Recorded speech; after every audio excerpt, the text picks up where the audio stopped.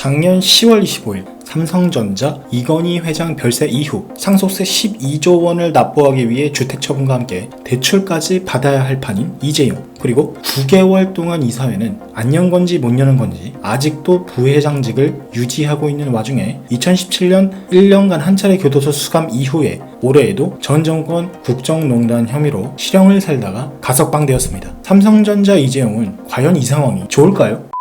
과열된 자산시장과 갑갑한 코시국에도 어김없이 어린이날 선물 인기 순위의 상위권을 차지하고 있는 것은 삼성전자 주식입니다. 우리나라를 대표하고 제일 우량한 회사라고 국민들 사이에 인식이 되고 있는 기업이죠. 삼성전자 공식 홈페이지를 통해서 보면 수원시 본사 및 수원 사업장, 구미 1, 2 공장, 기흥 공장, 화성 공장, 광주 1, 2 공장, 온양과 평택 공장, 마지막으로 서초구 R&D 센터, 이렇게 지역으로 보면 8개 지역에 11개의 사업장과 계열사를 운영하고 있는 초우량 기업입니다. 또한 2019년 기준 국내 총 임직원 10만, 아시아권에는 12만, 중국 2만 명, 미국권 2만 5천, 유럽 1만 4천 명, 중동 및 아프리카 3,500 도합하여 약 30만 명의 임직원이 근무하고 있으며 1차와 2차 협력사를 포함하면 인력 규모는 19,000명, 관련된 협력사와 유관업체 총 1,140개에 이르는 굴지의 글로벌 대기업이죠. 그러니 어린이날 선물로 삼성전자 주식 사주는 게 이상하지는 않겠네요.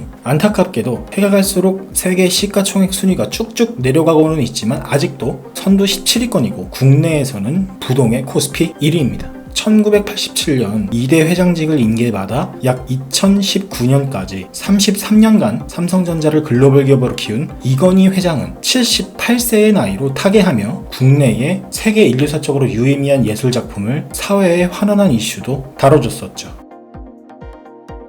이건희 회장의 별세와 함께 자식들에겐 무려 12조 원이라는 상상도 안 가는 상속세를 남겼습니다. 과도한 상속세라는 여론을 잠재우기 위한 해명 성격이 강한 기사를 봐도 세계 2위임을 시인하고 있네요. 실질적으로 상속 대상 금액의 58%에 달하는 아주 높은 수치입니다. 이를 납부하기 위해 소유주택을 CJ 측에 매각하고 대출도 검토하고 있는 것입니다. 삼성의 평균 보유 현금은 약 104조 원가량인데 기업 보유 현금의 10%가 넘는 돈을 세금으로 납부를 하게 된 것이죠. 기분이 어떨까요?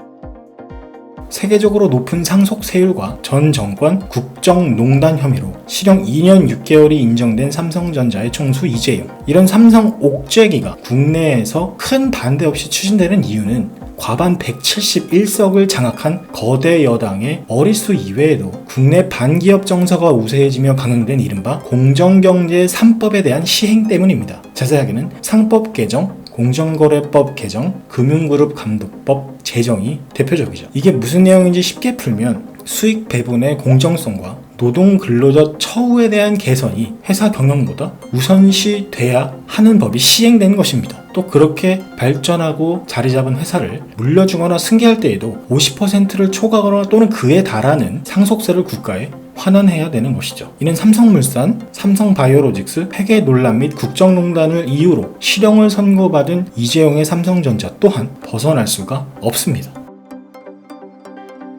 이미 오랜 기간 다양한 언론에서 언급되어 다들 대충은 알고 있을 삼성과 SK의 반도체 분야는 대만 TSMC의 공격적인 미국 등의 해외 진출로 위협을 받고 있는 상황입니다. 또한 스마트폰, 사물인터넷, IoT 업계에서도 구글, 애플, 화웨이, 샤오미에게 이미 밀려있거나 아주 빠른 추격을 당하고 있는 상황이죠. 물론 삼성전자 주식 우선주도 해외 투기 자본이 지속적으로 조금씩 잠식하고 있는 상황입니다.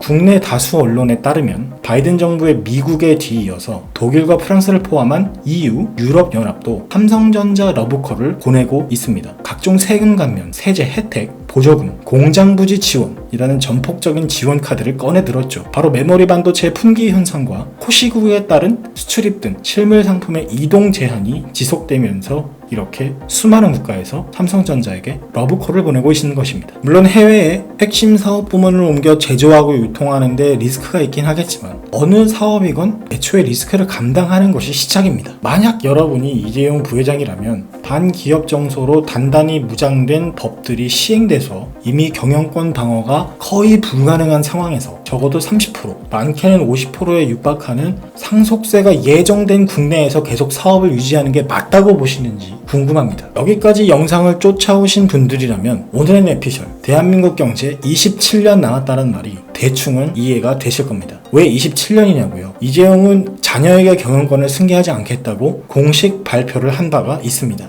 이재용은 아버지 이건희의 경영활동과 정치적으로 고초를 겪는 모습들을 전부 다 보고 자랐습니다. 그리고 이건희 회장은 약 33년을 경영하고 학년 78세에 타계했죠. 이재용의 나이는 2021년 올해 53살입니다. 80세까지 경영하고 제3자에게 삼성이 넘어간다고 한다면 앞으로 27년이 남아있는 것이죠. 한편 이재용의 자녀 이지호와 이원주는 이재용 부회장의 고초를 옆에서 보고 자란 세대이며 정부 지원과 혜택으로 성장한 이건희 삼성이 아닌 국내에서의 제재와 기업 규제를 버텨나가고 있는 이재용의 삼성을 보면서 자라고 있는 것입니다. 현재 정권의 정치적 필요에 따라 움직여주고 있는 이재용 부회장이 본인의 공식 발표대로 자녀에게 기업 승계를 하지 않고 제3자에게 회사가 넘어가게 된다면, 아니 자녀들에게 삼성이 승계가 된다 하더라도 기업 규제와 상속세가 예정된 국내에서 삼성의 핵심 사업을 계속 이어나갈 의지가 과연 있을까요? 해외 투기자본과 외국인이 앞으로 27년 동안 주식 대부분을 사들이고 이재용의 자녀가 운영하지 않는 삼성전자가 과연 국내 정치권의 입속대로 움직여줄까요? 삼성전자가 예상외로 국내 총생산에서 차지하는 비율이 아주 적다고요. 그래서 해외에 전부 다 이전해도 문제가 없다고요. 한겨레 기사를 보신 듯 하네요. 진보 친화적 성격이 강한 한겨레 기사입니다. 우리나라 국적기업이 국내에 납부하는 법인세, 그 세금 전체의 16%는 삼성전자가 납부한다고 하는데, 그게 맞다고 하면서도 국내 기업과 자국민이 1년에 벌어들이는 총 생산가치, 다시 말해 국내 GDP 중 2.4%만이 삼성전자 몫이라고 하고 있습니다. 이 기사가 100% 진실이라고 가정을 하고 보면 삼성전자가 해외로 모든 공장과 본사를 이전해도 국내 내수 경제에는 큰 타격이 하나도 없겠는데요.